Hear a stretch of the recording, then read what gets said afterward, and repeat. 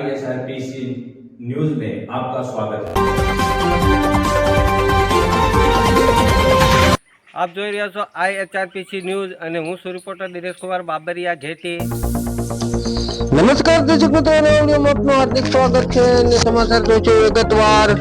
આજ રોજ 26 નવેમ્બર બંધારણ દિવસ નિમિત્તે બંધારણનું માર્ગદર્શન આપવામાં આવ્યું હતું, જેમાં ગુજરાતના ઘેટી ગામે ખાસ ગ્રામ પંચાયતના અનુસંધાને ઘેટી ગામે સામાજિક ન્યાય સમિતિના અધ્યક્ષ અશોકભાઈ પરમાર, તલાટી કમ મંત્રી શ્રી રિપોર્ટર દિનેશકુમાર બાબરિયા, અજયભાઈ મકવાણા, ઉગાભાઈ વિરાજ, લવજીભાઈ ગોહિલ, મનીષભાઈ ચૌહાણ, જગદીશભાઈ ચૌહાણ અને સદસ્યો અને ગામના જાગૃત નાગરિકો દ્વારા ઘેટી ગામ સભાનું આયોજન કરવામાં આવ્યું હતું, જેમાં બંધારણ દિવસ નિમિત્તે ડોક્ટર બાબા સાહેબ આંબેડકરની પ્રતિમાને ફૂલહારથી સન્માન પણ કરવામાં આવ્યા હતા। અમુક બંધારણના વિશે ગામના લોકોને સમજાવવામાં પણ આવ્યું હતું અને હું છું રિપોર્ટર દિનેશકુમાર પી બાબરિયા ઘેટી।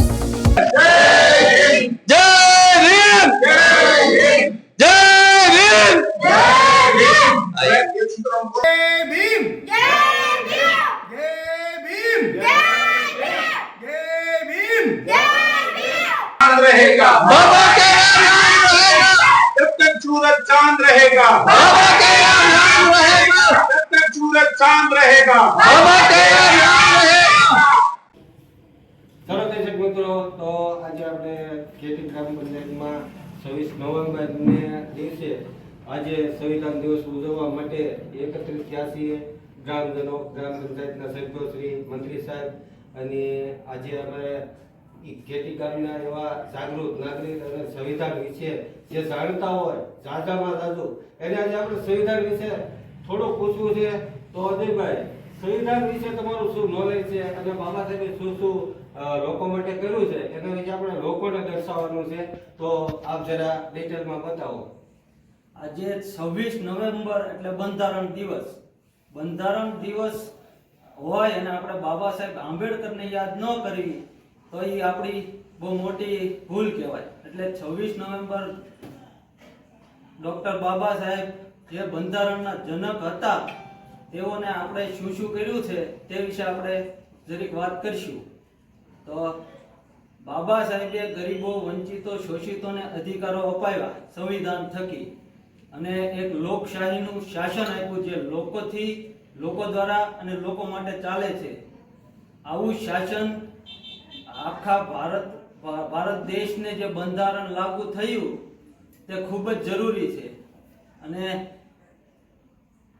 આપણે મહિલાઓને અધિકાર જ્યારે ભારત દેશમાં નહોતા ત્યારે ડોક્ટર બાબા સાહેબે સંવિધાનમાં એનું આયોજન કરીને, વ્યવસ્થા કરીને મહિલાઓને પણ અધિકારો આપવાનું કામ કર્યું છે અને સર્વ સમાજની મહિલાઓને ડોક્ટર બાબા સાહેબે અધિકાર આપ્યા છે। તેને ભણવાનો અધિકાર, પિતાની સંપત્તિમાં અડધો અધિકાર અને વિધવા પુનર્લગ્ન જેવા અધિકારો આપ્યા છે। આગળ પણ બતાવો સંવિધાન વિશે। સંવિધાનના ઘણા બધા પાયા છે અને ઘણા બધા એના પરિચ્છેદ છે। એ પરિચ્છેદ પ્રમાણે એના દાયરામાં રહીને કાયદાઓ બનાવવામાં આવે છે। જ્યારે આપણે 1993માં ભારતીય અંદર પંચાયતો રાજની સ્થાપના થઈ ત્યારે ગુજરાત પંચાયત અધિનિયમ જે ઘડવામાં આવ્યો પણ સંવિધાનને અંદર એક કલમ છે એની અનુસંધાને બનાવવામાં આવ્યો છે। ગ્રામ પંચાયતમાં 26મી નવેમ્બર સંવિધાન દિન નિમિત્તે અમે સૌ એકત્ર થયા છીએ। અમારા સામાજિક ન્યાય સમિતિના અધ્યક્ષ શ્રી અશોકભાઈ, અમારા વિરોધ પક્ષના નેતા ઉગાભાઈ, અમારા ગ્રામ પંચાયતના આગેવાનો, સર્વ સદસ્યશ્રીઓ, આજે અમે બંધારણ સમિતિના અધ્યક્ષ બાબા સાહેબનું સન્માન કર્યું। બાબા સાહેબની એક એમની યાદગીરીમાં અમે એમને પૂજા કરી અને ત્યારબાદ જે રાષ્ટ્રીય આગેવાનોએ બંધારણને ઘડવામાં ફાળો આપ્યો છે એ નિમિત્તે અમે આજે બંધારણના આમુખનું વાંચન કરવાના છીએ। અમે ભારતના લોકો ભારતને એક સાર્વભૌમ, બિન સાંપ્રદાયિક, સમાજવાદી, લોકશાહી પ્રજાસત્તાક બનાવવા માટે તથા તેના બધા નાગરિકોને સામાજિક, આર્થિક, રાજકીય ન્યાય, વિચાર, વાણી, માન્યતા, ધર્મ અને પૂજાની સ્વતંત્રતા, પ્રતિષ્ઠા અને તકની સમાનતા અને વ્યક્તિના ગૌરવ તેમજ રાષ્ટ્રની એકતા અને અખંડિતતા માટે ભાઈચારો કેળવવાનો દ્રઢ સંકલ્પ કરીને અમારી બંધારણ સભામાં આજે 26 નવેમ્બર 1949ના દિવસે આ બંધારણ અપનાવીએ છીએ।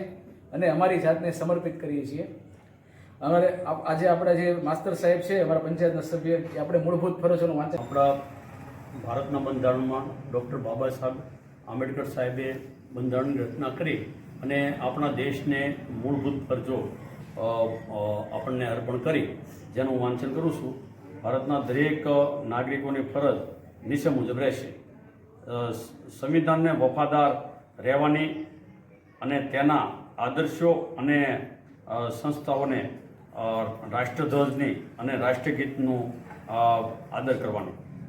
બીજું છે આઝાદી માટેની આપણી રાષ્ટ્રીય લડતને પ્રેરણા આપનારા અને આદર્શોને હૃદયમાં પ્રતિષ્ઠિત કરવાની અને અનુસરવાની. ભારતના સાર્વભૌમત્વ, એકતા અને અખંડિતતાના સમર્થન કરવાની અને તેનું રક્ષણ કરવાની આપણી જવાબદારી છે. દેશનું રક્ષણ કરવાની અને રાષ્ટ્રીય સેવા બજાવવાની આકલ થતાં તેમ કરવાની. ધાર્મિક, ભાષાકીય અથવા સાંપ્રદાયિક ભેદો પર રહીને ભારતમાં તમામ લોકોને સુમેળ અને સમાન બંધુત્વની ભાવનાને વૃદ્ધિ કરવાની અને સ્ત્રીઓને સાર્વભૌમત્વ કરે રીતે તેમાં વ્યવહારો તજી દેવાની. આપણી સર્વોત્તમ સંપત્તિ અને સમૃદ્ધ વારસાનું શુભ સમજી તેને જાળવણી કરવાની. જંગલો, તળાવો, નદીઓ અને વન્ય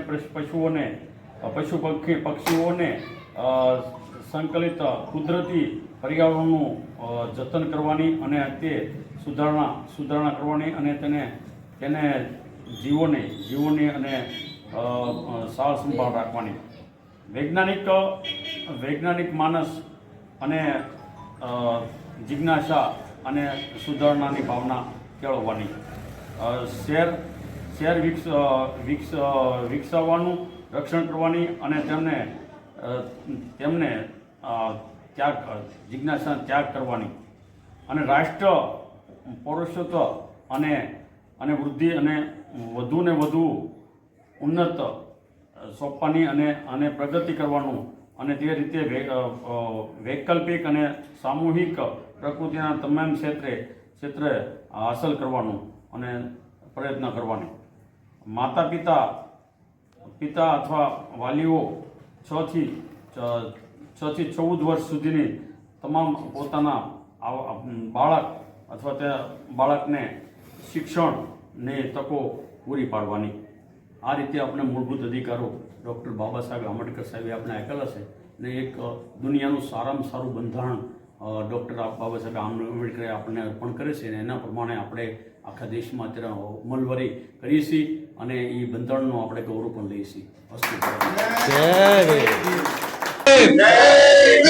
જય